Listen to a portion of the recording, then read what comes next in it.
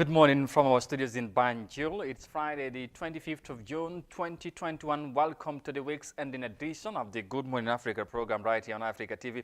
Once again, wherever you are, thank you so very much for joining us this morning, as we are very much happy to be here again to take you through in what will be another very interesting and informative edition of the Good Morning Africa program right here on Africa TV. If you are joining us for the first time, welcome and thank you so very much for joining us, and make it a date every Monday to Friday at this time. On every morning we are here to talk about issues and matters happening in the Gambia and beyond.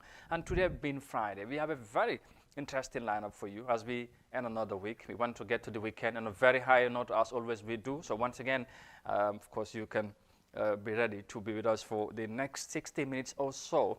Some interesting matters to talk about.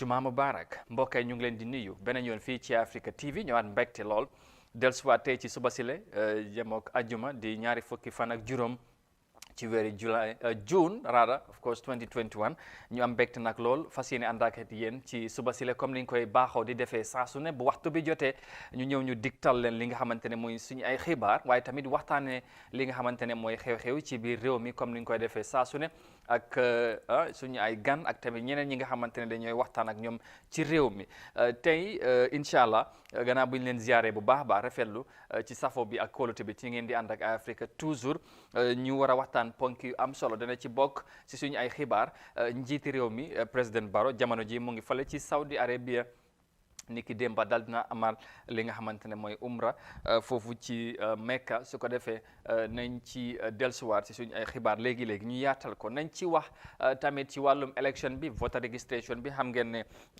ñu ngi si kawam voter registration bi waaye nag xam ngeen ne jur na coow lu bari ci réew mi surtout ñi nga xamante ni ñoom ñoo ci war a bokk ak ñu war a bokk ci yëfi voter registration nañ ci ñëw suñ team bi tamit ñu ngi ci biti dañu war a jokkoo ak ñoom ci kanam tuuti fan lañ nekk su ko defee soo leen ànd ak ñu rek ñu wax leen ko ak tamit lan lañ mun a waxtaanee loolu ci kanam lay doon incha allah su ko defee ponk yaa ngi noonu nañ ci toftal tamit leneen tey ci programme bi dina am solo ñu am yaakaar tamit nañ am gan si studio bi am ñeneen yi nga xamante nañ war a jokkoo ak ñoom ci line bi ñu waxtaanee li nga xamante ne mooy electoral process bi su ko defee li ñoo def rek gannaaw nuyoo bi jaajëfalaat leen beneen yoon ñu soobu ci biir jotaay ji.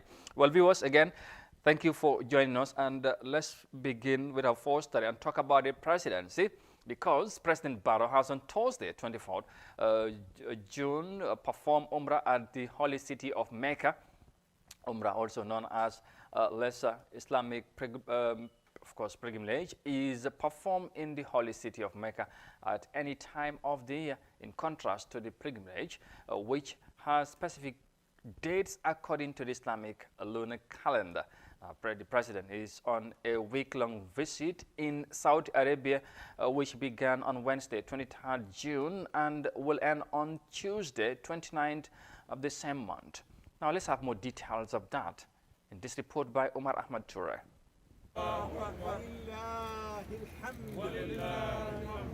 President Barrow has fulfilled one of the recommended sunnah in Islam, Umrah, a lesser pilgrimage today, Thursday. He has taken his ihram and performed tawaf, a circle around the Kaaba, and Sa'i, a walk to commemorate Prophet Ibrahim's wife Hajar's search for water for her son Ismail and God's mercy in answering prayers. As part of his 7-day visit to the Kingdom of Saudi Arabia, President Barrow arrived in Medina yesterday, where he visited the Prophet's Mosque before signing a memorandum of understanding with the First Lady's Foundation at the Al Madina Museum. The Gambian leader is expected to perform Juma prayer in Makkah on Friday. He is also expected to have an audience with the President of the Islamic Bank, IDB, and Secretary General of the Organization of Islamic Conference, OIC, respectively. President Barrow is also set to meet the CEO of Saudi Fund for Development, SFD, while on Monday, 28 June, he will inaugurate the Gambian Embassy and an ambassador's residence in Riyadh before departing for Banjul on Tuesday, June 29.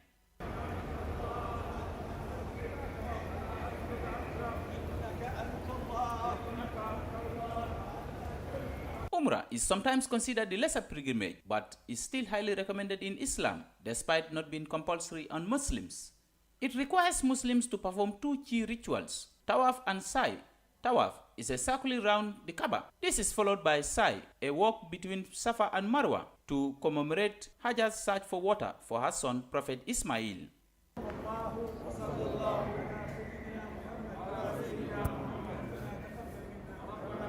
Reporting for iAfrica TV, this is Umar Ahmad All Toure. right, Ahmad Toure reporting there, of course, on President Barrow's Umrah in Mecca yesterday. And of course, he also is expected to engage in other matters before he returns next week, but of course, this coming Tuesday. The 29th of June, yeah, of course, President Barrow is also expected to inaugurate the Gambian embassy in Riyadh, of course, on the ambassador's residence also, before he will eventually comes back home. Of course, we would do more news later on, of course, but let's, of course, bring or talk about now the ongoing voter registration in the Gambia. Like I said, it's something that has sparked a lot of issues and concerns, among Gambians. And yeah, and of course, one of the issues that also has been talked about or have, make or triggered a lot of noise in the country is the mayor of Banjul's giving attestations to Banjulians, of course, which did not go down well with some stakeholders, including Gambia, participate and research, of course, and Center for Research and Policy Development, who, with other stakeholders, on June 23rd, filed a summons before the High Court against the mayor, that is, of course, Rohey Malick Lowe, and, of course, the Independent Electoral Commission and the Minister of Justice, challenging the legality and validity of the mandate given to the mayor of Banjul to issue attestations to constituents, of course, to members of the city in the ongoing voter registration ahead of the December presidential elections. Now, joining me on the line to discuss more on this, of course, and other issues related to the ongoing voter registration is Mar Nyang, the Executive Director and founder of Gambia Participate. Mr. Nyang, good morning and thank you very much for joining us. Good morning, Amadou. Thank you for having me. Great. Well, in a moment, of course, we will talk about the challenge that you have filed, or that you have filed against the mayor of Banjul. But before we do, tell us about what did you make of the ongoing voter registration process as a member of the, of course, civil society organization, Gambia Participate?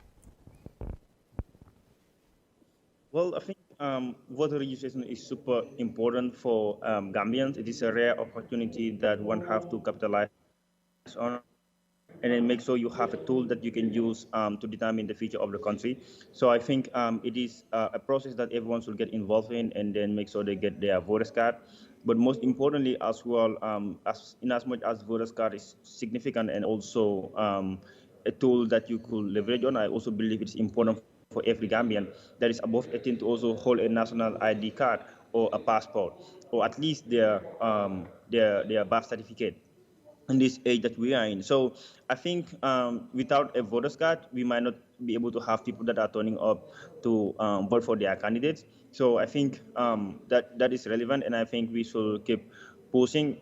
We have about 557,000 people that have already registered for voters card. And we're looking at the IEC target, which is about 1.2 million. So I believe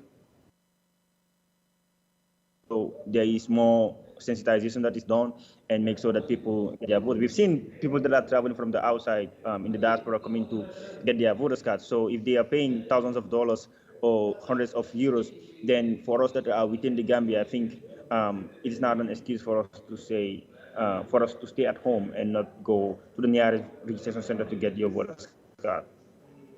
All right, very well. Now, of course, I know, of course, you have a concern, especially in Banjul.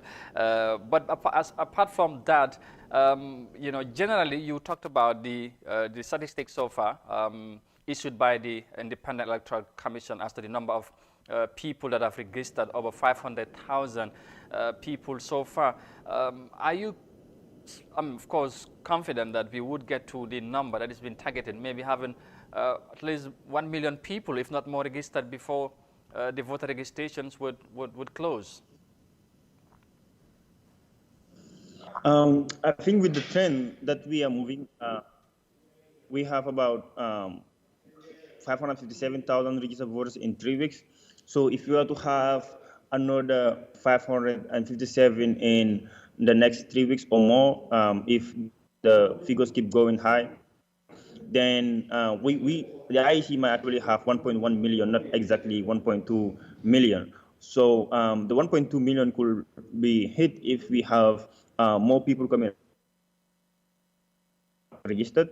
I believe that will be able to, this will be able to hit their target. But as the process is going right now, my estimation has been they can only get 1.1 million and not 1.2 million. So that is my the analysis that I have made, looking at the numbers that we have been receiving from the first week, from the second week, from the third. If that way, 1.1 million is what the IC could be. All right, now let's get to the... So, no, go ahead. Saying, let's get to the main issue now. Why, of course, we bring you on this morning to talk about the complaint you filed the High Court against the mayors of Banjul, and of course, and the IEC and the Minister of Justice, the Attorney General, by the way. Well, tell us about this. What is the main reason behind such an action from you and other, of course, you know, stakeholders that you are working with? Yeah, first, it's important to say that we have been very much involved in educating people to go out and then get their registration. I mean, to get their voters, to get registered and get their voters card, and we will continue to do that. But then there is a law that governs electoral process, and that law has to be followed. And if not, there's going to be some, should I put it this way, violence that will emerge during this process or after the elections. And this is what we're trying to mitigate. And the law is actually clear, and it did say they are eligible to give attestation. And it did mention Alcaru and then that of the section 100, section 12, subsection 2E, it says in the Elections Act. And then the mayor is not someone else who is mentioned in the act to give attestation to Banjulians or for Kanifing constituency in Kanifing. And although also the Constitution, I mean, the Elections Act did say in section 127 that anything that is not addressed in the Elections Act, the IEC has the authority to address that issue, but with taking into consideration natural justice and fairness. And this is also one thing that you need to look at, whether this is a fair play for all political parties. And then also when you look at the issue of a political person being elected for public office, giving such documents, and then also representing a political party. Even though it is mentioned by the mayor and the IEC that the mayor that she's using her own conscience to give attestation, and then the IEC also saying they are not looking at the mayor as an individual but an institution, but there is no guarantee that those that are getting attestations are actually eligible for it. So for us, we are not trying to fight anyone else here. We are not fighting the mayor. We are not fighting the IEC, the government. What we want is closer. We want clarity from the High Court to declare whether the action of the IEC and the mayor is constitutional. Because you know what's going to happen. I will just draw you back to 2016. When there was an error in the counting of the election results, that catapulted a national unrest, a political impasse, right? And now all the political parties are quiet, and they might not be acting the way they're supposed to act, but come December 5th, when the election results is already given, you will get to see the losing part will now start going out and start objecting the validity of the election results, because some that have voted got their attestation through the mayor when the mayor did not get the legal power to do so. So now they are not doing it. And for us as civil society, learning from our past, we wanted to make sure that we prevent such from happening. And how do we prevent such? Is to make sure that the law is clear. The Supreme Court, the High Court gives clarity whether those that have whether the power that is being manifested on the mayor to give voters card, attestation is legal or not. Where it is illegal, and the High Court declared so, Though what we are asking is the ones that have already gotten the attestation or the voters card through the mayor's attestation, they should nullify those votes. It's about just hundreds, not more than 500, right? So these people have the opportunity right now, once we get the decision, for them to go back to NTC in Banjul or anywhere within Banjul to get their birth certificate for $10. It takes a day or two to get that birth certificate. So, these are certain things that we need to look at from this perspective, and then make sure that the law takes its course, and we do not just do things the way we see it, because the ones that we are creating the law, they know that Banjul do not have a mayor. They know that Banjul do not have, they know Banjul do not have Alcalo. They know Banjul also do not have a district CFO. It is a city. And the same thing for KMC, we have a mayor. So this is fair, and whereas the IEC want to give money mayor, the how do you call it, the section 12(2)(e), before they start giving that mandate to the mayor. So this is the reason why civil society make sure that this is clear for everyone, and then the distance we are looking from the High Court is on that it's for every that is for the mayor. Okay. It's for the IEC. Very well. I think it's very clear. You explained now the reason why you filed the complaint. Of course, contesting the legality of the mayor issuing of attestation. Now, of course, the voter registration is going on, and I want to believe also the attestations are being given at the same time also by the mayor. How soon, can we expect the High Court to sit over this matter to give a verdict or to make a decision? Because one may want to believe that you are requesting of whatever the courts to do at the end of the day. But do you think time is on your side, considering that we have barely a week to go or so, considering the timing of the IEC? Voter registration should end by July 11th. So do you think your appeal was done, or the context was done at the right time? So before we go to court, it's important to know that on the 10th of June, we did send a letter to the IEC and then that of the mayor to stop giving this attestation to Banjulians because it contradicts the Elections Act. But the response that we get from the IEC is that they cannot grant us our request. They are going to go ahead and then give attestations to Banjulians from the mayor. So this was what we did first, and then we did mention in our letter that if they fail to grant us our request, we will have to go to court. So we did take a diplomatic approach to this to make sure that we the law take its course. And we also filed this case with a certificate of urgency to the High Court for them to prioritize this case and then treat it with a matter of urgency. So we hope the High Court will respond to it swiftly and then make a decision that is best for all of us. All right. That I know we will all look forward to that and see what will be the outcome of the decision from the High Court.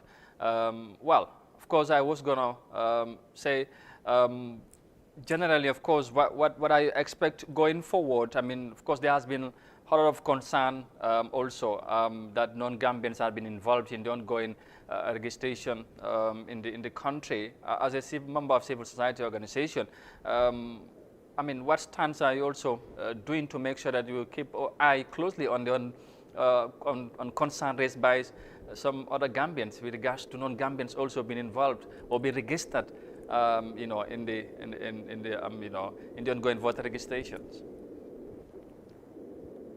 Well, I think the root cause of the problem here is the word attestation. I think every Gambian that is in this continent eligible to hold a national document, they should actually make sure they have that national document. So I don't think going forward, the IEC should make it that very easy that if you don't have a national document, you can go ahead and have your voter's card.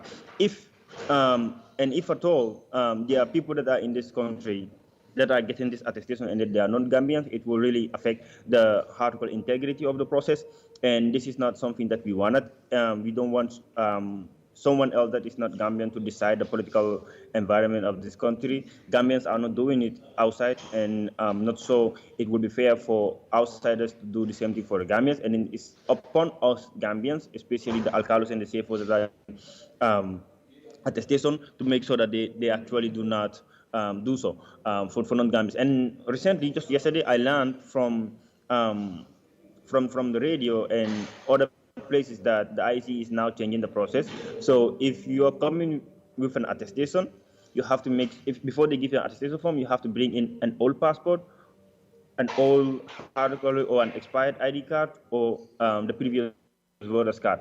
And I think that is a good idea because most of the people, especially in Banjul, that are coming initially, that are claiming for this attestation, they don't have any of these documents. They don't have a birth certificate. Number one, they don't have an ID. They don't have a passport, neither the form of voter's card. So how will you be able to ascertain whether they are Gambians or not? So I think going forward, the IEC should scrap off that part in section 12 to make sure attestation is out of the requirements. People need to go and get their ID card. And also, my recommendation will be: this is outside the case that we have filed. This is my independent recommendation, and I said this somewhere else before, that anyone who is eligible to have a passport or an ID card, automatically that person should be given the eligibility for a voter's card without going for registration again. That saves IEC the cost and then the time. So if you go to the immigration department and they give you an ID, your unique ID number, they can sync that with the IEC database. That unique ID number could be used for the person who has acquired the document to go and then vote, instead of having an ID and then going back also getting registered. So I think this in this digital world that we are in, this is something else that IEC can look at and then save us all this trouble that we are going through. Because you will see those that are going for their voters card waking up as early as 4 a.m. waiting for the queue, and some will be there like 9 to 5. Yeah. So that alone increases voter apathy within the voting population, and as a result, we will not have good turnout. Good turnout in the registration process. So we will not have good turnout. Very well. Mar, just lastly, on a final note, maybe in 30 seconds, of course, some people, including political parties, are calling the IEC to extend the voter registration beyond the 11th of July. Do you share the same opinion or not? Just in 30 seconds, probably, if you may, please. Well, I share the same opinion. I think there are places where they have moved, because they call it the team movement. They have moved from one location to another. They were given, they had like a week or two to do that registration, and there are people within that place that are unable to have their voters card because of that short time frame. And then remember, this just came up swiftly, right? This was supposed to happen in January, and then we got this information in May. So most of the people are not prepared for this, and the education did not go, the civic education or voter education did not go the way it's supposed to be done. So it was a very tight situation, and I think the IEC should actually extend it for at least 3 weeks or a month. Mar Nyang, the founder and executive director of Gambia Participate, thank you so very much for speaking to us this morning. It's a pleasure. Thank you very much, Aman, for having me. Thank you. That's Mar Nyang, the executive director for Gambia Participate, a civil society organization who, with other stakeholders, have decided to challenge the legality of the Mayor of Banjul issuing attestations to Banjulians. So the High Court is expected to sit over the matter, according to him, anytime soon, to know whether the mayor has any right. But of course, the petition also includes the Independent Electoral Commission and the Attorney General. So we wait and see what would be the outcome of that challenge. Now we move on from election matters and report on education now, because despite the lack of regard for COVID-19 guidelines in schools across the country, the Minister of Basic and Secondary Education told lawmakers in Banjul that our ministry is taking steps in making sure that the COVID-19 guidelines are adhered to in schools. Madam Claudia Cole was responding to lawmakers during the question and answer session on the impact of COVID-19 on the education system and the steps taken by a ministry to address the situation or protect students from the virus. Details of that in this report by Ndesise.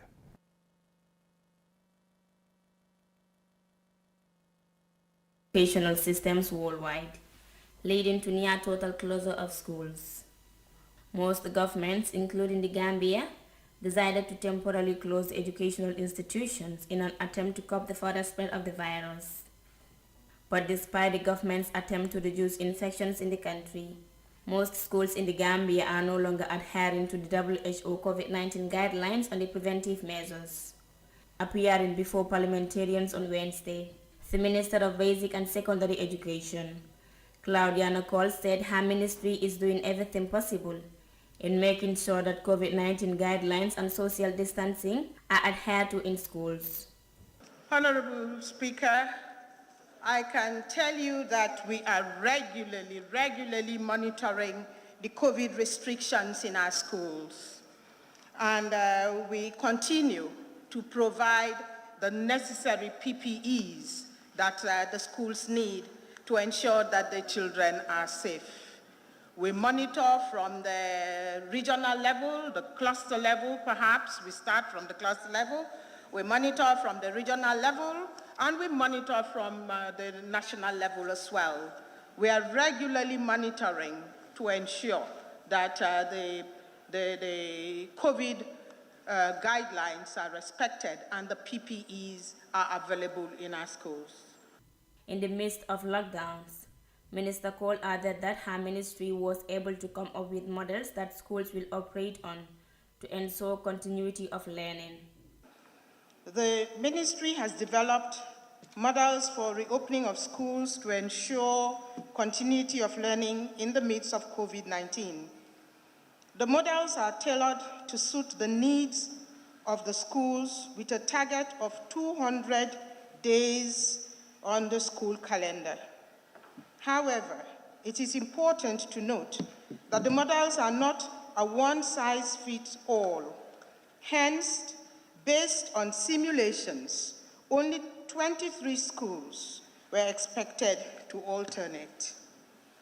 Responding to the question on the new school timetable, the minister said they face challenges in adhering to school distancing due to the large population size in schools.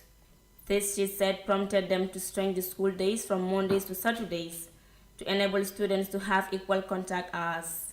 For the simulation was that we have, for all categories of schools, from lower to upper basic to senior secondary schools, we have schools that have small enrollments and schools that have large enrollments, irrespective of their categories. Some of our lower basic schools are quite large, with populations of over 3,000.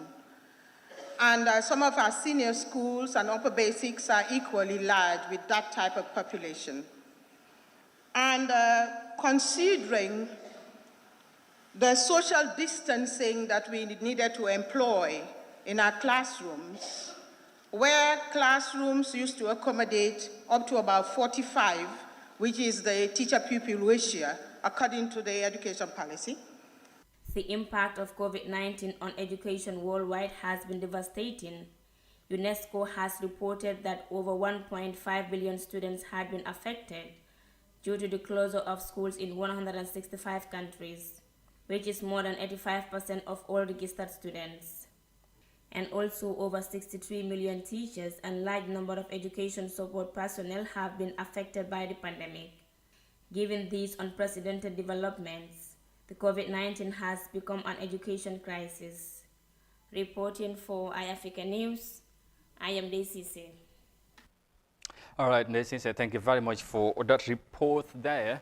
As the Minister of Basic and Secondary Education informed lawmakers about her ministry's position in making sure that students are protected against the COVID-19 pandemic. But also she highlighted on the new curriculum of students, schools, of course, curriculum and all that, because, since the outbreak of COVID-19, we all know schools were closed, but then eventually measures were initiated so that they can go back to the classrooms and continue their education. Then, of course, one of which was, we all know for social distancing, the famous social distancing, face masks and other issues. But of course, the timetable, or the scheduling, or the curriculum would change. Students would, now go to school during weekends as well. So she have updated the lawmakers on that, and the impact also COVID had on schools or on the education sector. So there you go. We'll move on, of course, but stay with matters of COVID-19 and efforts to combat the pandemic around the world or in the country. And the World Bank Regional Director has reaffirmed commitment to support the Gambia in its fight against the COVID-19 pandemic. Nathan Belletti was speaking during his visit to the renovated Ndemban Clinic, serving as a COVID-19 treatment center in Bakau. And here's more details of that in this report. During the peak of the coronavirus pandemic, the Ministry of Health initiated the renovation of the one-time abandoned Ndemban Clinic with joint support from South Africa Global Foundation, the World Bank and UNDP. The facility in Bakau was added to the list of treatment centers for COVID-19 patients. Following the inauguration of the clinic last year, the World Bank Regional Director on Wednesday paid a visit to the facility to obtain first-hand information on the progress so far. Speaking to the press by the end of his tour, Nathan Belletti expressed World Bank's renewed commitment in the fight against COVID-19.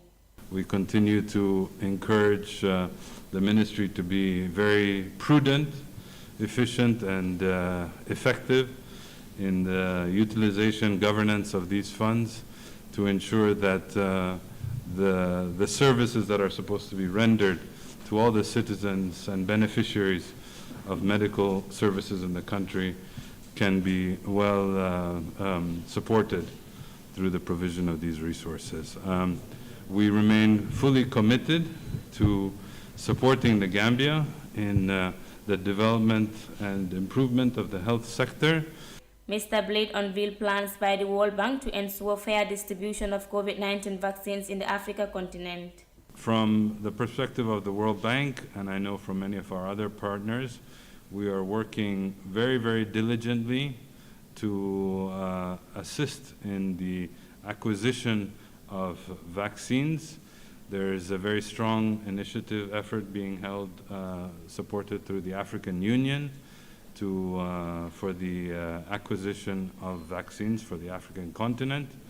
From our specific perspective, the World Bank, our first and primary goal was to ensure that there was availability of financing. So our leadership very soon into the COVID-19 pandemic had allocated a very large amount of money to ensure that any country that needed financing for the purchase of vaccines would be able to get it. The health facility in Bakau was reviewed at a tune of $290,000 at a time when the Gambia needed to prepare for a worst-case scenario from COVID-19. The Ministry of Health and the South Africa Global Foundation, together with the UN Development Programme and the World Bank, inaugurated the Ndemban Clinic in December 2020. Reporting for iAfrica News, I am Lacey Say. All right, the World Bank there renewed its commitment in supporting Gambia in the fight against the COVID-19 pandemic. Well, we all know, of course, the World Bank has been supporting the Gambia, renewed that commitment to keep supporting the Gambia in our quest to overcome challenges brought about by COVID-19 pandemic. There's been a lot of challenges, but of course we all know, the COVID-19 might died down, but it's still around. So we should be cautious and keep vigilance around whatever we do. Seemingly somehow in the Gambia you may feel that everything is okay, but not. There are still some cases, few cases reported, not as it used to be on daily basis, but somehow the Ministry of Health, I think, are still keeping eye on it, and of course make sure also people are vaccinated, because the issues of vaccines are also concerns in the country. So, but as we have stakeholders and partners like the World Bank supporting the Gambia in the fight against the pandemic. We only hope that it would have caused a great impact to make sure that we would all be free and go back to our usual lives and all that. Now we will move on, of course, to something else and report on the ongoing country tour by the Army Chief of Defense Staff of the Gambia. Now, as part of his nationwide tour, the Chief of Defense Staff of the Gambia Armed Forces visited the infantry battalion based in Farafenni, where the construction of standard accommodation for soldiers is ongoing. The project, at the tune of over $20 million, is among plans by the armed forces to offer more standard military bases in different parts of the country. Our reporter, Mariama Cham, tells us more of that in this report. In his second day of visit to military deployments across the country, the Chief of Defense Staff of the Gambia Armed Forces, Lieutenant General Yakuba Drame, met with stakeholders and sister security services in the Farafenni town of North Bank region on Tuesday. The delegate checked into the 2nd Infantry Battalion, where an accommodation structure with over 50 rooms is being constructed for members of the military. Good and proper accommodation for men and women in uniform has always been a challenge in the armed forces. Major Lamin Sanyang, spokesperson of the Gambia Armed Forces, described the new development as a drive to provide conducive accommodation for the men in uniform. By this year, when the budget was done and an amount was allocated for development, he decided to concentrate or prioritize most of our development projects in terms of when it relates to accommodation. So in the past, what we used to do was like spread our net with the little resources that we had, and it was observed that none of the projects were completed because we were spread thin. And as a result, the Chief of Defense Staff has directed that all prioritization of the accommodation should be done, and therefore that's why we have this accommodation being constructed here in Farafenni. At the Ked posted border between Senegal and the Gambia, the CDS and delegation met security forces of both countries behind a closed door. It could be anticipated that two sides pondered on challenges on management of cross-border security matters. Back to the 2nd Infantry Battalion, the discussion with troops was centered chiefly on their living conditions, disciplinary issues, and the way forward for the armed forces.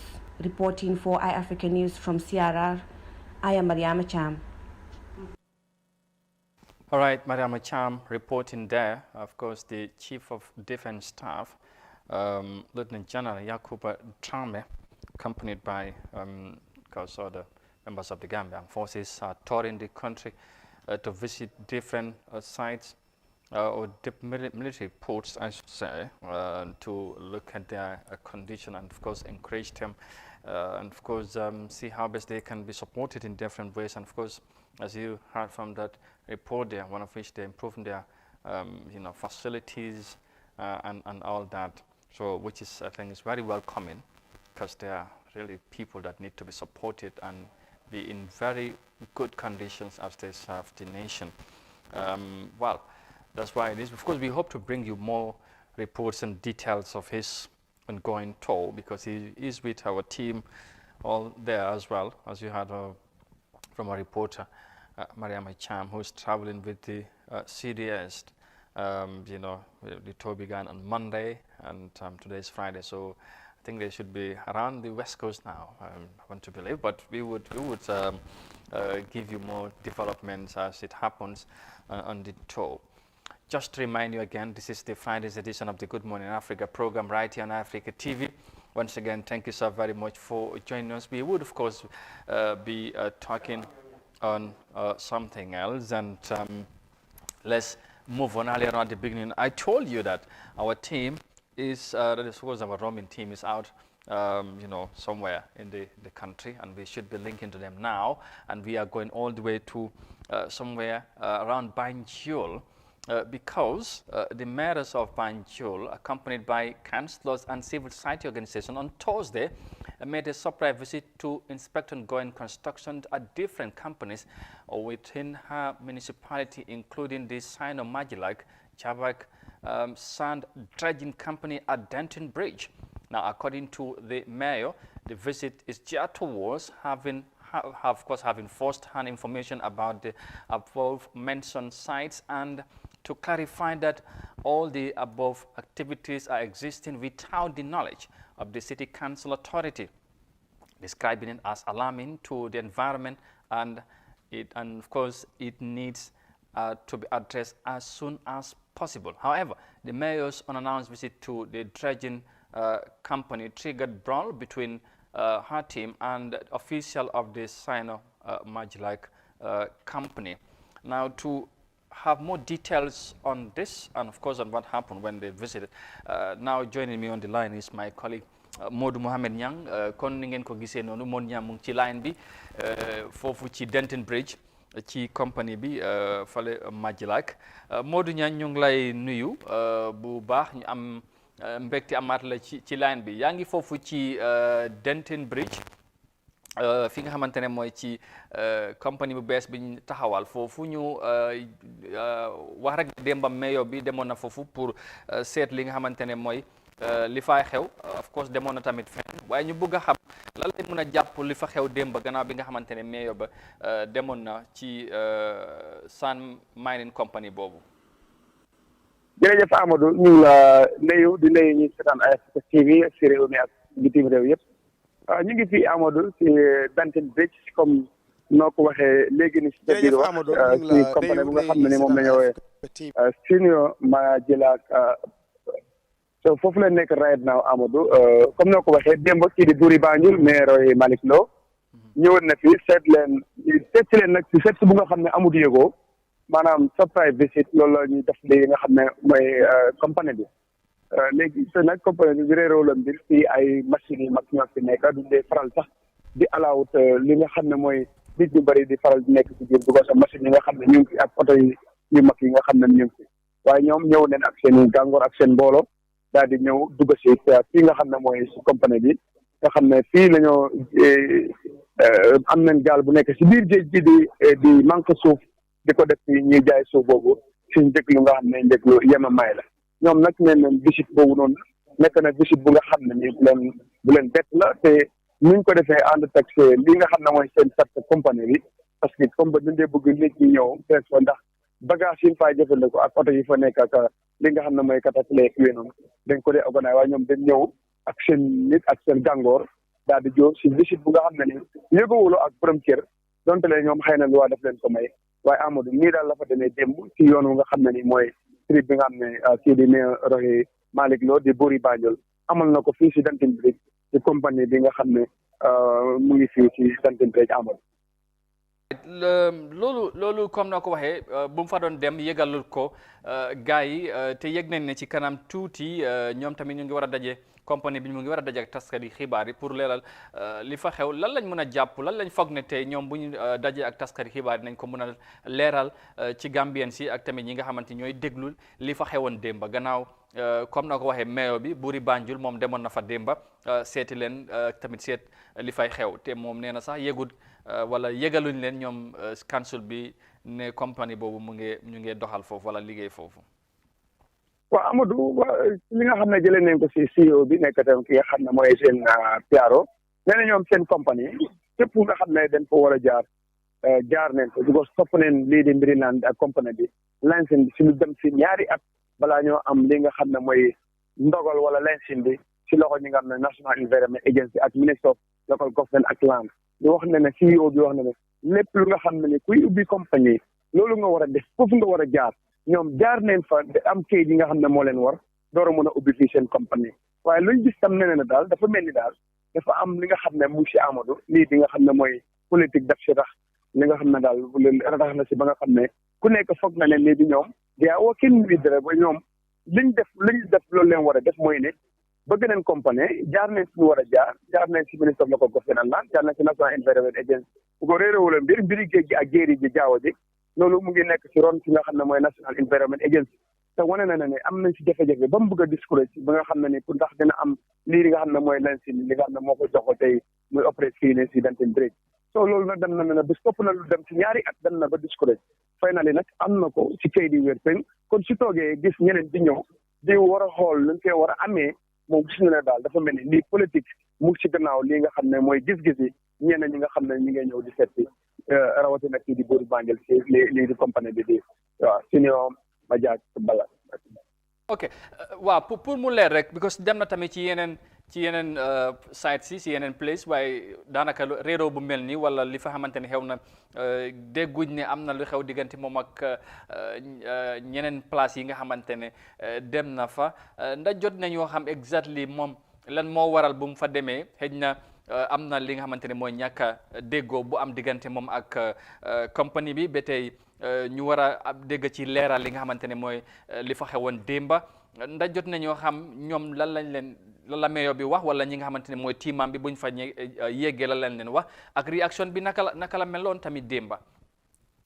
waaw bokk na si li nga xam ne jëlee nañ ko si CEO Amadou mooy ne ñoom mais bu mu ñëwee wane ne moom yëgul dara si li nga xam ne mu ngay xew si compagnie bi nguur gi wala kii di président Barrow waxu leen si dara CEO na ne loolu is not their responsibility loolu seen yoon nekk si ñoom li leen war mooy ne ñu am kayit yi ñu war a am dem fu ñu war a dem ba am ko ëppre si yoon te loolu leen def moom su fekkee nguur yëgaluñ ko loolu moom diggante moom ak nguur la waaye ñoom moom nga xam ne mooy CEO ci compagnie bi ñoom seen yoon nekk si loolu du ko seetaan amul dafa mel ni loolu sax am na ci li nga xam ne mooy méyo du gos compagnie bu nga liggéey bu nga xam ne topp nañ ko si 2 years den bu mu commencé opéré mais bi li ñu wax opéré commencé di jaay suuf loolu si early of June bi ñu nekk la son dafa mel ni am na ku nga xam ne ni mais bi nekk doon di def li nga xam ne ni li mooy li te itam ñaareel bi fu nga xam ne ni fii la compagnie bi nekk on the KMC Amadou nekkul li nga xam ne ni mooy DCC waaye daal moom bu fi ñëwee bokk na si kàddu yi nga xam ne weccante ko ak ñoom ñun yëguñ si lii dara nguur gi waxuñ ñu ko wala président bi waxuñ ñu ko ñoom ne loolu du seen responsabilité loolu du nga xam ne ni moom loolu mooy seen du seen affaire daal nekk si ñoom li leen war mooy ne jaar neen fuñ jaar ba am li ñu war a am ba am sañ-sañ pour ubbi compagnie bi di fi jaay li nga xam ne mooy suuf. xam naa balaa ñu laa bàyyi tamit because bu mbir mi xamee di bii démb ak léegi réaction si bari nañ am na ñu cee wax ndax jàppaloon tamit dana am ñi nga xamante ne na dañoo foog ne yëfi politique la ak yu mel noonu ndax surtout ci jamono buñ toll ndax loolu tamit jamuñ ko rax si yëf yi. jamono bi Amadou lépp loo nga xam ne yëngatu ko rek bu leen wax si mbiri politique la soo ñoom sax suspect na loolu la ne soo gisee ñu bëri jóg tey di ñëw politique leen si dugal te ñoom diiluñ ak politique ñoom ay kayit leen topp ak loi bi am lu ñu am ba loi nangu leen ñu door a mun a opérer Amadou tam leneen tam ñu gis ko fi tey xew fi dafa mel ni compagnie bi yëngal na gannaaw bu nga xamee ne Eye Africa TV ñëw na fi am ak ñëw def fi visite ba pare am ak waxtaan li nga xam ne mooy CEO bi fële si studio dafa mel ni dafa yëngal ñu bëri waaye yëngal boobu lu ma ko gisee mooy ne dafa mel ni dañ xamul seen liggéey wala dañ def seen liggéey bu ko lii di nga xam ne ñooy jaaree Kanifing kon si suba si ñëw neen fi fekk ñu fi di ñu laajte ne dañ bugg a xam naka la compagnie bi opératé ak seen kayit naka la loolu ama dafa mel ni it's very late si koo xam ne ni yow yaa responsable loolu boo toogee ba tey compagnie bi di opéré ñaari at compagnie di toppatoo ay mbiram commencé liggéeyam si weer gannaaw wala ñaari weer nga yow nga door a ñëw di lijjanti naka la amee kayitam naka la opératé loolu Amadou kooku mun leen wax ne defut liggéeyam te nag jaaree Kanifing seen jiit bi headquarters bi mu ngi Banjul foog naa ne tam suñ bëggoon lu gën a leer pour war a ñëw si compagnie bi dem war a dem si nga xam ne mooy seen headquarters laajte seen jiit bi ndax li nga xam ne mooy compagnie bi nii wàccoo na ak ndigal li nga xam ne wala ak loi bu nga xam ne ni moo dox diggante moom ak jaaree balaa ñoom ñu ñëw benn rëpp si li nga xam ne mooy jaaree Kanifing ñëw di def dossier bi Amadou loolu dafa mel ni soo ko bàyyee mun nga wax ne ñii kon nekkuñ di def seen liggéey mun leen wax ne depuis nga xam ne nii si leen gis Africa publicly si leen door a gis ne kon am na compagnie kon kooku mun ngaa laajte ndax kii mu ngi def liggéeyam su ñu ko waree wala jaaree na liggéeyam fu mu war a jaaree ba xam tey li ko leer Amadou loolu nekk na lu ñuy jaaxal tey si nii bi ñu fi fekkee di gëstu loolu noonu Amadou ndax tey leen war a def gëstu boobu wala démb loolu wala fii leen ko war a defee wala amul fi ñu war a jaar ba am si lu leen leer te compagnie CEO bi na ne wàccoo naa jaaree wàccoo naa ak National Environment Agency wàccoo naa ak ñi nga xam ne mooy local government ak land nee na si lu leer lay opéré looloo waral sax si kanam tuuti dina amal press conference ak preskati xibaar yi mu gën a leeral li nga xam ne ni moo nekk du dox na ne doxut ci politique according to him li mu wax doxut ci politique dafa opéré compagnie bi pour ñëw remplacer ay doomi Gambien jaay suuf bi in a reasonable price boo xam ne ni dina yomb si ku nekk loolu njëriñ boobu yëpp des ci biir Gambia loolu moo tax mu ubbi waaye bu ko kenn xool bëti politique talut politique te fu mu jaar la ba am lencinti wala kayit yi nga xam ne moo ko may doole pour mu ëpp rek wax na ne moom si foofu la jaara waaye lu mu gis daal nee na ñu ngi bëgg a politicanize lii nii ñu bëri si bëgg a dugal seen loxo wala bu gisee gis ay politique te moom loolu taxul koo jóg te nekkul si loolu te doxul si loolu amoon.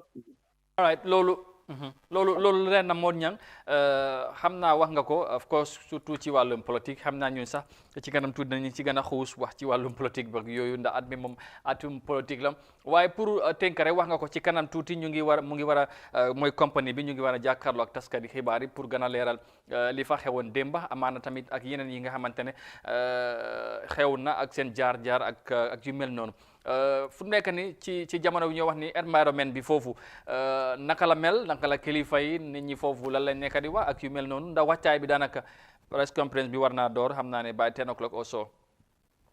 waaw mu mel ni taskati xibaar yi ñi ngay ñëw benn par benn compagnie bi si boppam ñoom itam ñi ngay liggéey seen nit ñi ngay xëy si li nga xam ne mooy seen staff yi ñi ngay xëy si di def seen liggéey amul dara lu nga xam ne ni taxaw na fi Amadou ñëpp a ngi def seen liggéey si nu mu waree CEO bi ak Sina di xaar ki nga xam ne mooy taskati xibaar yi lenn daal benn surprise la am gis na ne dafa mel ni interest génne na si li nga xam ne mooy KMC ak Banjul gis maybe gars yi nga xam ne ñoo jaare Taneskin yëg nañ ne mayor of Banjul Bori Banjul ñëw na fi démba te ñoom li nekk si seen onda loolu tam mun na tax ñoom itam ñu jóg ñëw dafa mel ni daal Amadou gannaaw bi nga xam ne population lii nii daal lu si bëri ay interest feeñ na si ak loo xam ne ni laxasu na politique mu ngi si bëgg a feeñ te ñoom loolu leen bëgg a raxas seen gerte yi te xam naa kanam tuuti soo leen toppee AFP di ngeen gën a yëg li nga xam ne ni ak li nga xam ne ñu di compagnie bi bëgg nañ koo leeral dinañ ko leeral bu baax waaye Amadou daal di gën a ñaaxam ne nit ki sa liggéey ak sa warugal da nga ko war a def ba comme doo mën a compagnie mel mi dina samp mu taxaw rek si li nga xam ne dafa neex nga xam ne moo ko sampa et spécial koo xam ne jaar na fu mu war a jaaree ba am ko kon ñi ko war a yëg dañ ko war a yëg waaye doo toog nag ba time bi nga xam ne nii da nga ko dégg si taskati xibaar yi nga door a def nga jóg def sa liggéey Amadou loolu war nañ see bàyyi loolu du liggéey nit da nga war a liggéey def sa liggéey balaa dara di jot ba nga toog rek Amadou ñëwul tey di liggéenti naka la compagnie bi opératé yow gis nga bu ñëw fence gis nga bu ñëw stable di def indi ay machine ak everything Amadou liggéenti wala loolu yëpp nga xaar ba nit yi fësal beneen mbir nga door a taxaw di ñëw di liggéenti kii naka la taxawee ak nu mu taxawee loolu Amadou dëgg-dëgg ba kenn xamul lu muy ñëw kenn xamul looy ooyee loolu mun nga ooyee ne nekkuñ di def seen liggéey comme si lu mu waree te sax luñ gis sax mooy ne branche boo xam ne nii mu ngi nekk li nga xam ne mooy kaana si di jaaree suñ buggee xam lu leen leer nañ war nañ mën a dem si kër gu mag gi si di headquarters bi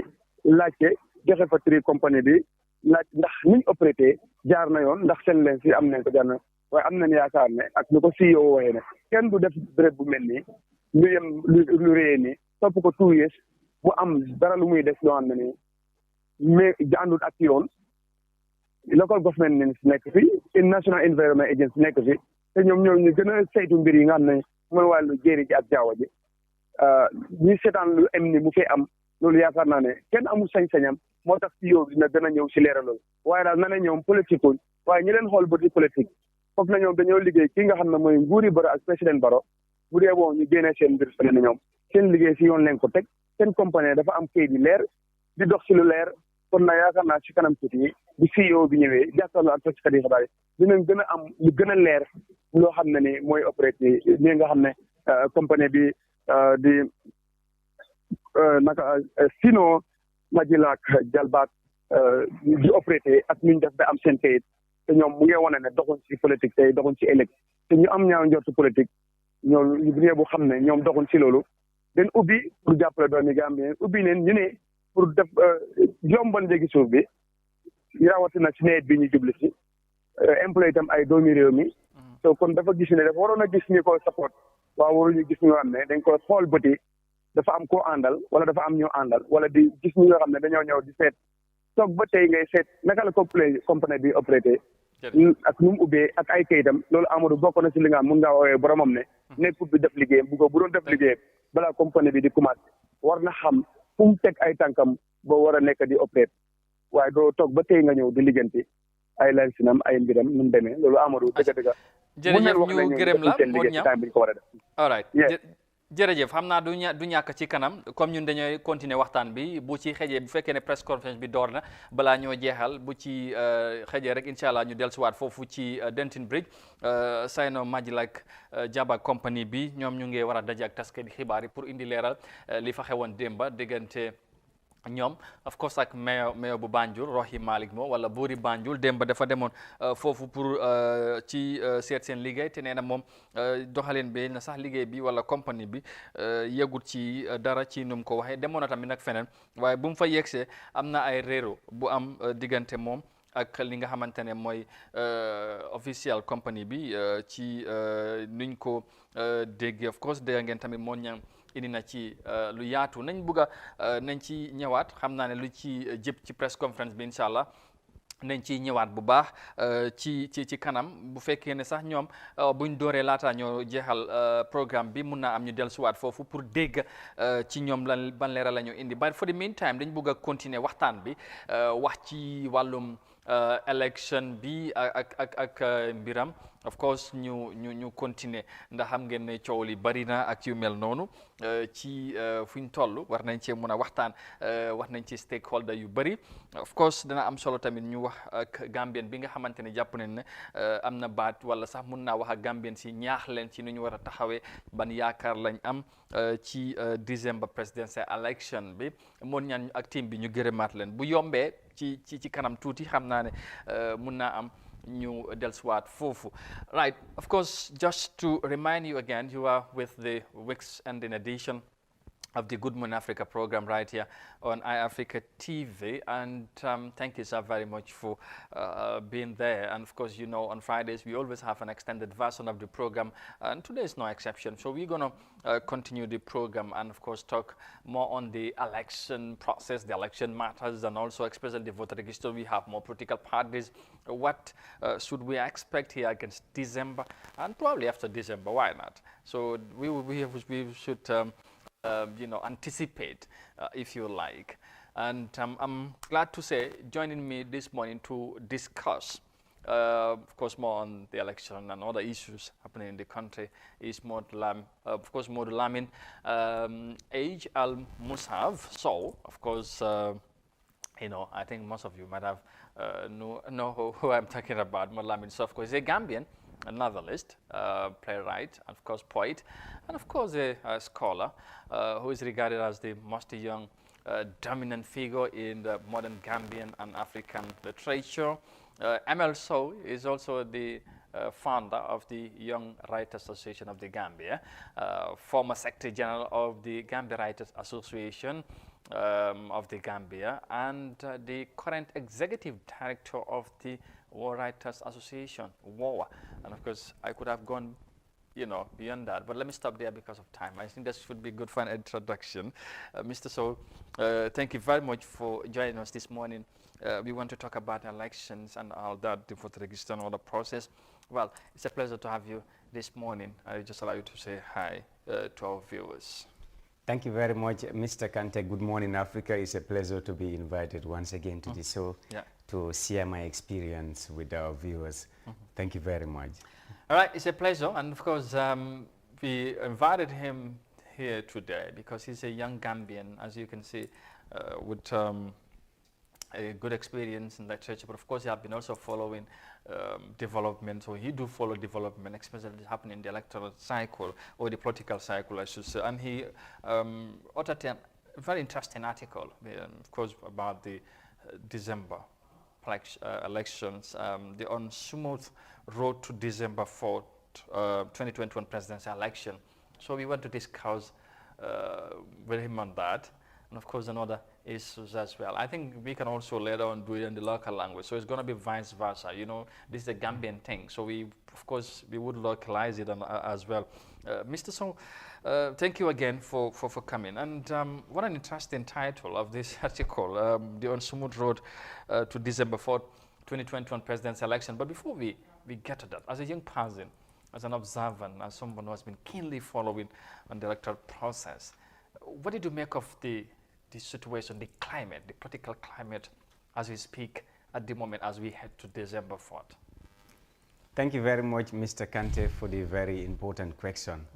I think if my brain is assimilating the truth, it's very fundamental to look at the political climate. It's very unsmooth. And this is why I titled my article, The Unsmooth Road to December for presidential elections. Because currently we have around 22 political parties and political candidates vying for the presidency in December. So it is very important that as a nation we begin to shed light and hold dialogue or conversation to nurture peace and stability and tranquility in the country. Because a person without a voice is not a human being at all. A human, to have a say, that is to be able to be called a human being. And the Gambia has been renowned for its peace and hospitality. More so, her concern over youth participation is yielding wonderful results, as the community is indeed and in truth responding to a clarion call for the partnership and participation of all young people, even in elections. But we notice that leaders have failed us. And the Gambia democratic system is misunderstood. Because if I were to ask what actually system of presidency do we have in the country, we will classify our country into three. First, we have republic. We all agree that the Gambia was declared a republic in 1970 when we were declared as a republic. So our first political system is that we are republic. Two, we are Republic Islamic or Islamic Republic state. We could recall when President Jammeh had to say that the Gambia had to leave the Commonwealth and the Gambia was declared as an Islamic state. This is affecting our political system. And the third part of the last system of politics we have in the Gambia is the presidential system. So meaning we have three types of political systems in the Gambia. One, I said republic, and two is the presidential system, and three is the Islamic Republic. So which compartmentalize our country's democracy? This is a concern to all and sundry because we need to identify that problem. But basically today I'll be talking about 5 components of our political affairs that needed to be spoken about and addressed eloquently. All right, very well. That'll be very interesting to hear from you, the 5 components that you want to talk about. But in your article also, you began by saying, has the Gambia decided, which was a famous thing that's been always, that was frequent on the lips of Gambians. And you said, if so, decided what? If not, what does it want to decide? Interesting. What do you want to say? Thank you very much for quoting me. Yes, I said, has the Gambia decided? If so, what does it want to decide in December 2024, 2021? Or if the Gambia has already decided, what has it decided already? Because this is something that is alarming. It's a catchy phrase that I'm trying to emphasize, that the people of this country fought a very hard democracy or battle to come to where we are today.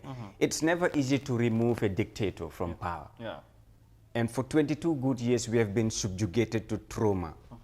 And we have suffered indignity and ineptitude and indignity. And Gambians begin to take to the street and fight dictatorship and replace it with democracy. But the democracy we have injected in our country, is it democracy of participation? Is it democracy of socialism? Is it democracy where the voices of the people are the voices of God? Vox populi, vox Dei. In Latin, we say the voice of the people is the voice of God. But in the words of the Brazilian author and scholar, Pablo Freire, he said, the defective logic of the system unashamedly. That is what we have to define in our country in order for us to define our democracy and our country's political participation. Now, I am trying to say that in the Gambia, we were all very much delighted when the new changes came in 2016. When the new government came, we expected a lot from the president. But they have failed us woefully. Oh, really? In some aspects. In some aspects, we could say they are also trying. And I think there is still room for improvement. because this quickly takes me to somewhere. Sometimes I sit down and ask myself as a scholar and as a writer, does the Gambians, especially our politicians, take this country seriously? And why do you No, think we so? are not serious. Oh, really? The Gambia doesn't want to develop. It's like when you're having a debt of not millions, but billions of debt, and anybody who comes want to just take more debts. You're not serious. Why do You're think- just why do- borrowing and borrowing. Let me give you the statistics very quickly. Yeah. Now, in 2018, okay, the national debt of the Gambia amounted to around $1.33 billion. Shall I repeat what I said? In 2018, the national debt of the Gambia amounted to exactly $1.33 billion. That was in 2018, right? Staggering, right? Yes, so in 2019, it actually increased, okay? Yeah. From $1.33 billion now to 1.43. In 2019, our debt increased. It rise exactly to 1.43, Okay. $43 billion. So in 2020, it increased to $1.45 billion. Right now in 2021, we have $1.56 billion as debt. And in 2022, we are going to see $1.64 billion debt. That's a projection you are Yeah, saying. it's just going up. Who is fooling who? The government or the people? So we elect our leaders, they just come and borrow and keep borrowing. And a problem that is not solved is still a problem. Indeed. But a problem that doesn't have a solution will never be solved. But why do you think we are going to this direction? Our leaders maybe are finding it difficult to have answers to some of the challenges or problems we face as a country. I mean, many would argue that Gambia is not a country that is so big that and it's difficult to develop. But you, as you have just narrated or highlighted, we keep borrowing, you know, year in, year out, and it appears Gambia not much have changed since independence to date. What, on your own perspective, or should I say on your own view, why do you think we are confined in such a situation? Thank you very much, Mr. Kante. This is a very important question that resonates with my nationality. Yeah. And to answer this very quickly, the path to solving the Gambia's economic problem depends on who becomes president in December 2021. Wow, interesting. Because the Gambia was actually declared a British colony in 1843 by the Queen of England. This followed because of the British invasion of James Island in 1662. Yeah. Since then, our system of politics had mainly focused on Western democracy. We look at our country, and our education system has been one of the serious problems to address in this particular direction. Let me quickly give you the figures of statistics of our country's current literacy level so that you know how well we've been doing in terms of education or how poor we need to improve. Currently, the Gambia's literacy rate is exactly 50.78%. Okay. So countries like Cape Verde, Senegal, Guinea-Bissau are far ahead of us in terms of literacy. In fact, let me give you the breakdown of the literacy level. We have exactly 63.9 of males, the percentage of males who are highly literate or literacy level.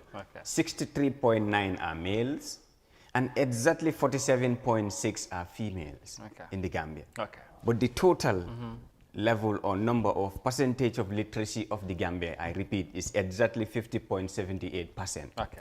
So this shows that we have a room to improve when it comes to education and literacy. One will also agree that during the time of Jawara to President Jammeh, they have done tremendously well in ensuring that we have access to quality and basic and relevant education. But now our education system is dwindling. Under this current government? It's very poor. We have been performing so badly in terms of external examinations like GABES and WAEC and, and WAS. And our Ministry of Education definitely has a key role to play in this. Absolutely. So this is why the literacy level also contributes to the presidential election or nomination or democracy of a particular state. Because the Gambia happened to be one of the countries where wounded democracy is healing. We have been wounded seriously. Yeah. And to heal from that pain and wound, we need to be educated. Look at the percentage of females. I repeated, exactly I gave you the figure, 47.6% of our females are educated. So why not we need to have a female president if the women can empower themselves and be educated? Apparently, and if they have the zeal and enthusiasm and what it takes to stand. I was just going to say, apparently presidency. we have only one female independent, aspirant, Marisok, but maybe probably we might have a few others before we get to this. So interesting analysis there as you just trying to extend. But by the way, also I know someone might be watching and be thinking, which political party do you belong to? One political party, because you have started hitting on the government. Maybe you are from one of the political parties. So it's good to be clear. That's why I did not introduce him from any political party. As long as I know he is not he's not part of any political party. But just to clear that picture, I think, am I correct to say that? Oh yes, so you were very correct to say that.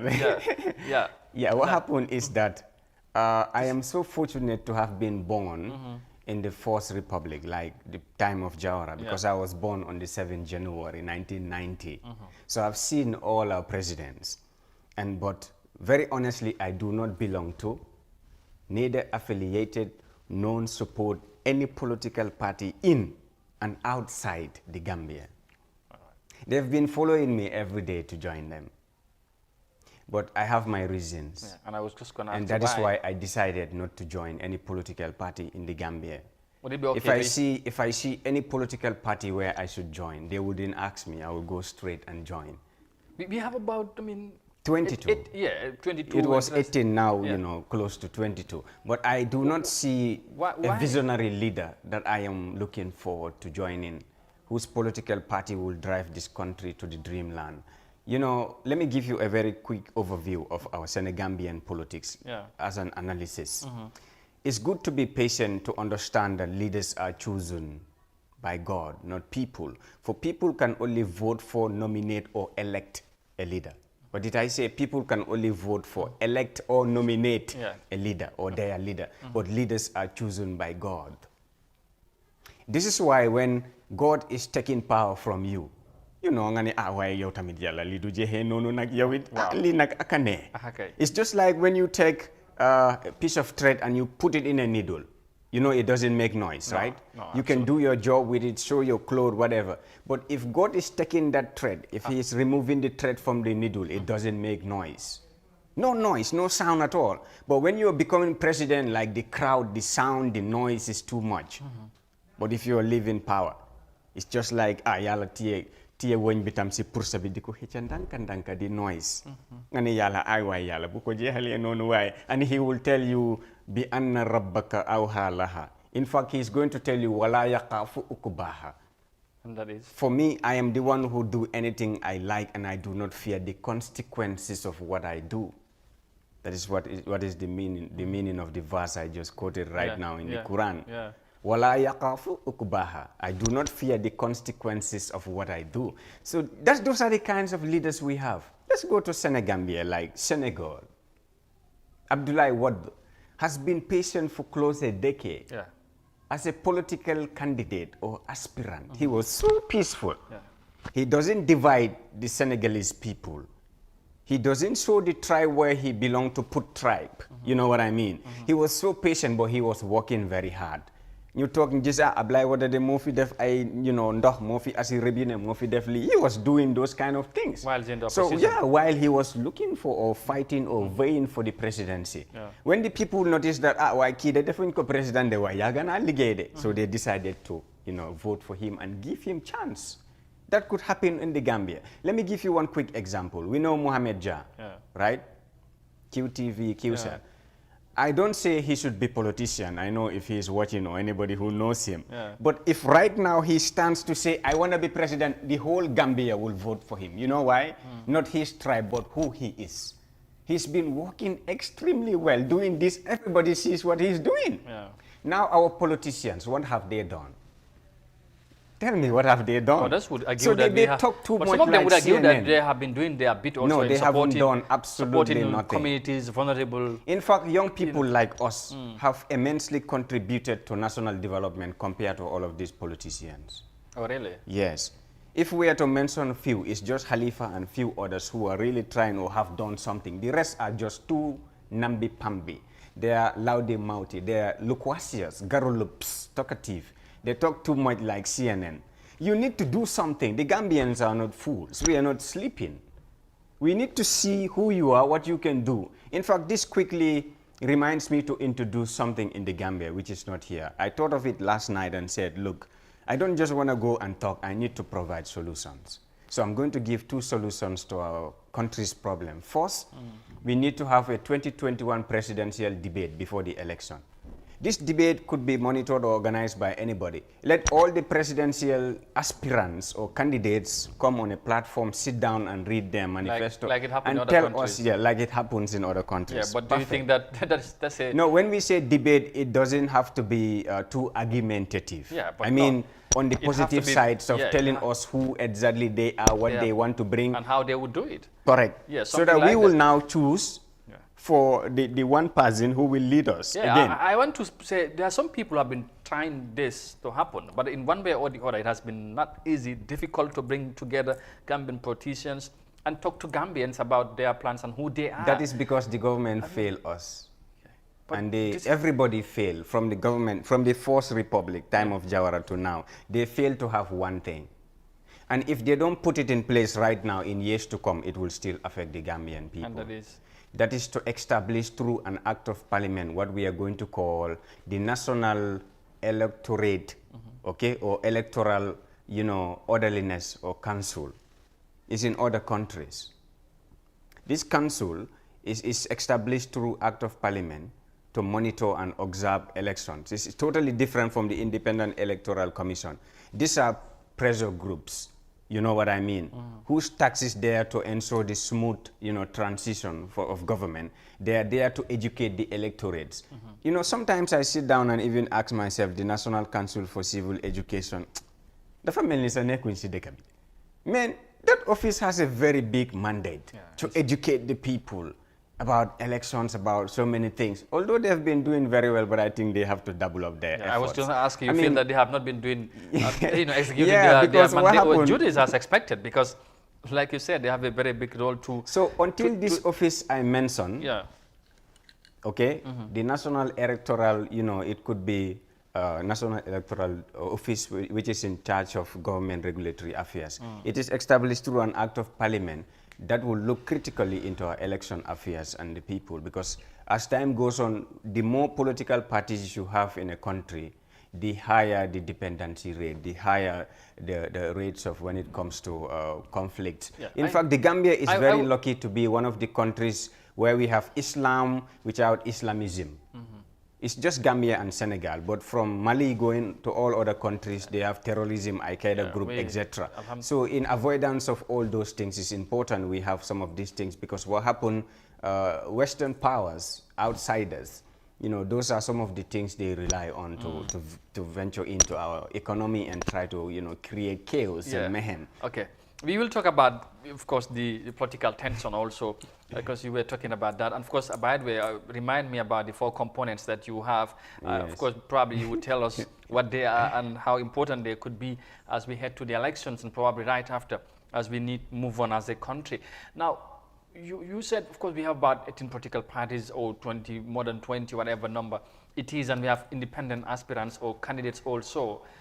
Are you surprised that we have such a number? I am not surprised at all. Why? Because I noticed that everybody wants to be president. But who is chosen is the question that should be answered. In fact, the whole world, everybody wants to be president, even if it is not Gambia. No one wants to be a follower. Yeah, of course, everybody wants to be a leader, but they always forget that the leader, a leader, is actually chosen by God. So the best thing we could do as a nation is to rally behind anybody who comes to lead us and help the person. How would Gambians make that selective, that different, that informed choice among the very lot of candidates, of people who have some interest, that I am the right person, I got what it takes to get this country to the dreamland, as you mentioned earlier? How do you make the difference to select, to choose, and, you know, because everybody would come and knock your door and, you know, try to convince you or persuade you to behind him or to support him to get to the country's highest office. And more often than not, but people would argue, Gambian politicians or politicians in most cases, when they need you, they comment you and say all whatnot. But when they get what they want, they tend to forget entirely about you. So how do you think, what would you tell Gambians, or what do you think heading to December, we should have the difference and make, you know, that assessment and see this is the right person to choose or to go for? Thank you very much. What an interesting question. From my own opinion, I think one of the things we need to do is to understand that there is a great difference between a rat and a rabbit. Even though they share some similarities, they are not the same. They have great differences between a rat and a rabbit. They are not the same. So we need to identify as Gambians who exactly is the leader who should lead us in the next 5 years. Right now, by the way, we are acting according to the 1997 Constitution.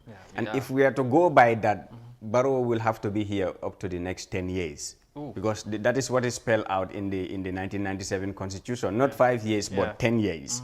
So, but if we are to go into a referendum around November, and the new draft Constitution is voted for, and we say yes to that, probably that will now... Which is very unlikely. Yeah, very unlikely. Because, you know, November you talk about campaign and here and there. So yes, so now moving smoothly to your question.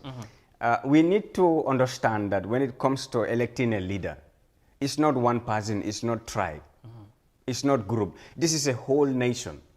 So we need to choose somebody who is ambidextrous and can take us through the dreamland, somebody who can develop this country, not just through talking. A quick example is somebody who's been doing a lot for the country without killing us with promises and big words and on all those things. But you're working hard. And as Gambians, nobody can fool us twice. We were fooled, I mean, once, but not twice. Yeah, but we have people who are just coming, who are newly coming also. We noticed Jammeh has been there, he has done a lot. In fact, that also quickly took me, I said I was going to mention 5 things. So I've spoken about the economy. I think you're counting. I've spoken about education. Yeah, you have. Now I'm quickly talking about security. Okay, security. Yes, for 22 good years, Jammeh has ruled this country. And he was the only one killing people. Nobody will kill anyone. He was the only one killing. Yeah, that was nice. That was great, but it's bad. He's supposed not to kill anybody. He's supposed not to kill. But right now, we are the one killing ourselves because of security. And one of the last few words Jammeh told Barrow was security. Security, yeah. So we have a very big problem in this country when it comes to security. You know, when I returned to the Gambia, I noticed that, in fact, students now demonstrate for the sickness of a toad and for seeing an evaporated water on the road. You know, everybody seemed to be who they are not. And there seemed to be democracy with misinformation, democracy with hypocrisy and nepotism, democracy with pride and ego and solipsism. You know, whereas this is just not impressive. It's not taking us anywhere. This is contributing negatively when it comes to the Gambia's security, because people feel like it's democracy, I can do anything I want. You know, they can kill, they can steal, they can rob, and nobody is saying absolutely nothing. Yeah, which is the presidential candidates watching me and the government, the security is something that we think any government, any president who can help us to monitor, to solve that particular sector is worthy of being elected as president. Just quickly, the other 2, because time, and then, because I want us to touch maybe 1 or 2 before we round up, but just the other 2 things you want to, because you said 5 and you have given us 3. Yes, the other 2 quickly, they are agriculture and housing and estate. Housing, land, you know, the land dispute is quite rampant. We don't even have good road networks connecting us to Senegal. You know, we have only one good road here around Jabang, you know, going, that is the only one. People say, Alhamdulillah. The rest, everybody will hiss and say, oh, I was in Talila. So it's not, in fact, we are saying the OIC is just at the corner 2022 or so, when we don't even see any job being done. You know, so we have to take things seriously. And the housing and real estate, every single day, I think you and I probably are the only people who don't have an estate.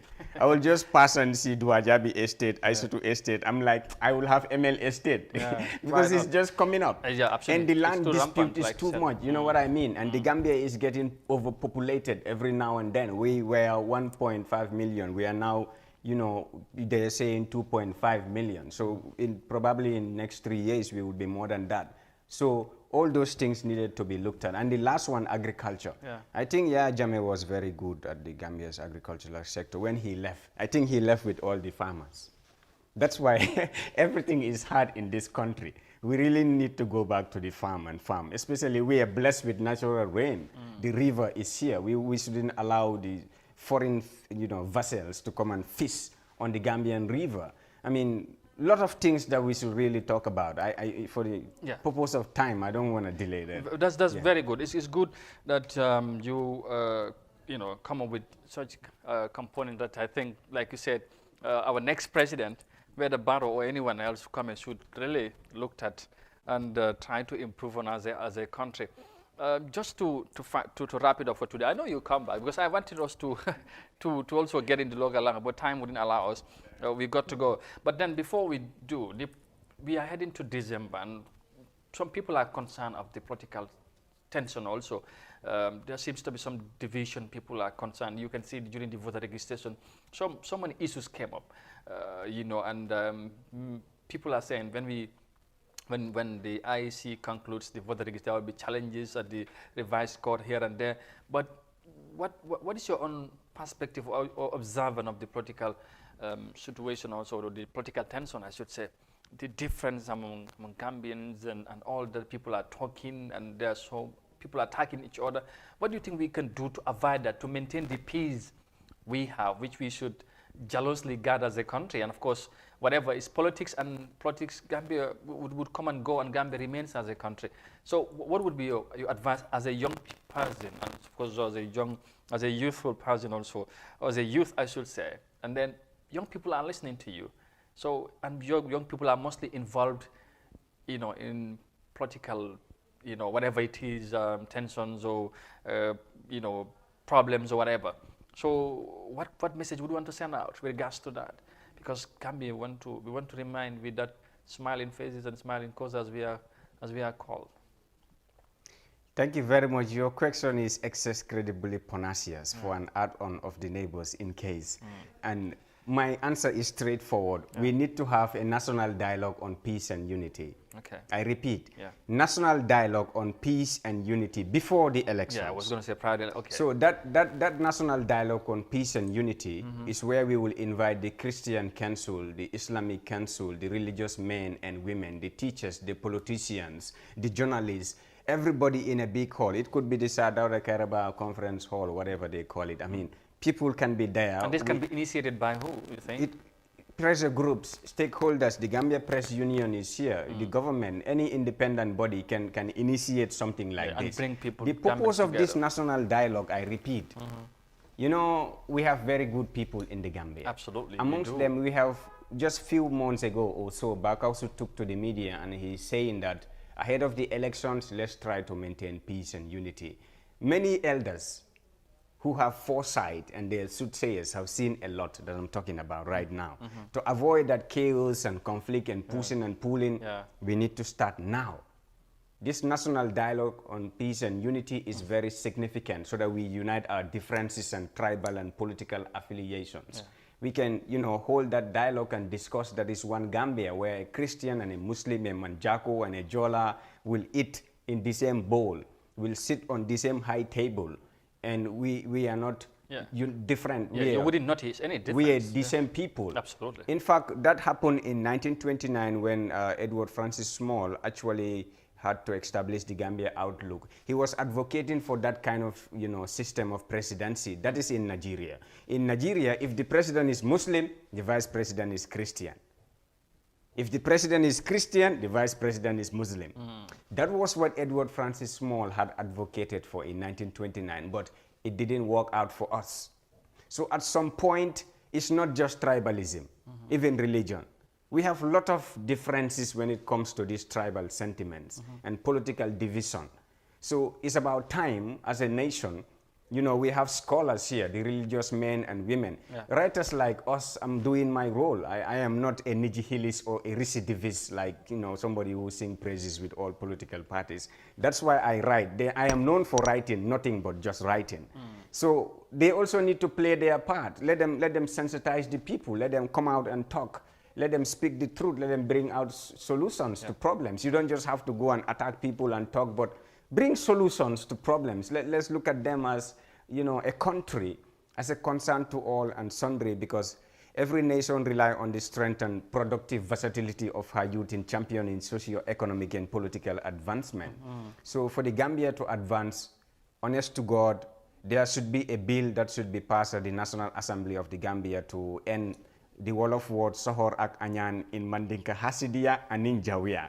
Yes. It will be very difficult anyway, but great and wise words there from Modou Lamine Sow. Of course, a very eloquent young man here, you know, and I think it's only good that we bring him on board so we can hear from him as well on his assessment and perspective as the way forward as a country, especially in this political year. So you heard from him, and of course you heard what he said. But like I said, I promise we'll get him back again another time.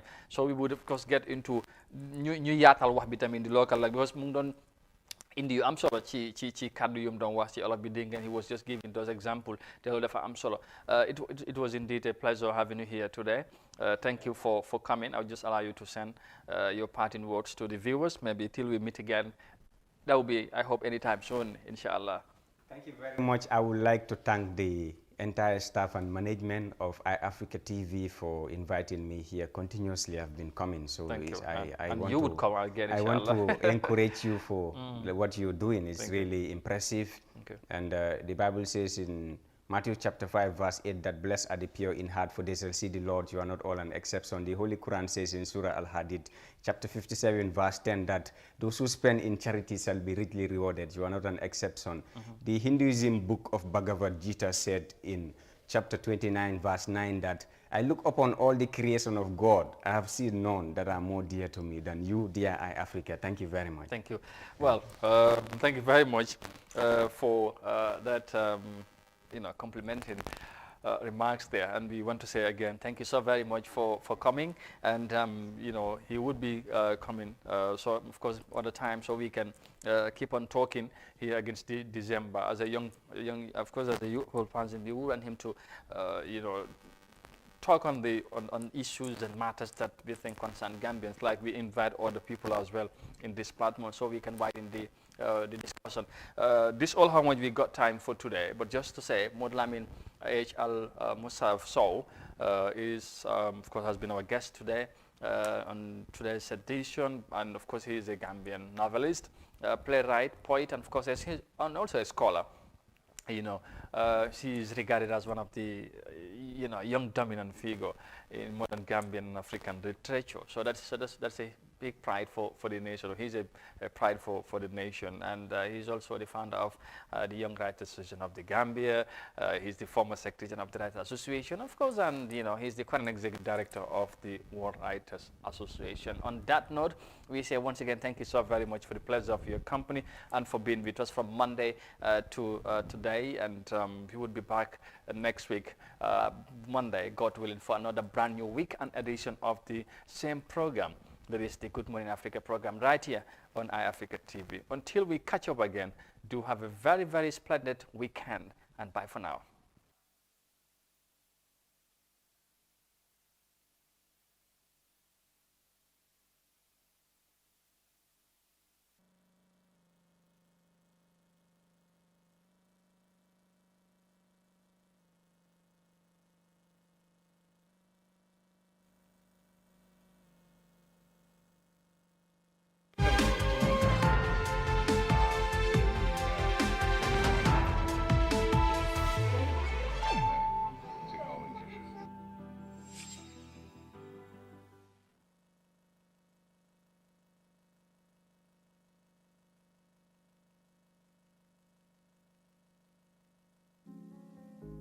The pride we take in our